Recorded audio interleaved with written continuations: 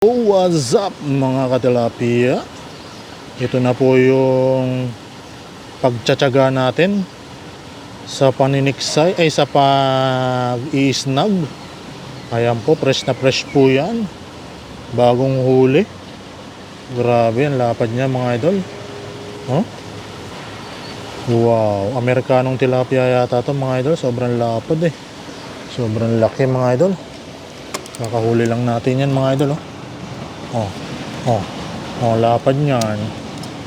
Grabe. At ito pa yung isa na huli natin mga idol, maliit pa. Ayan panalo to mga idol. Pang sersyado to mga idol. Anong gusto niyo pong luto sa tilapia mga idol? Comment down below.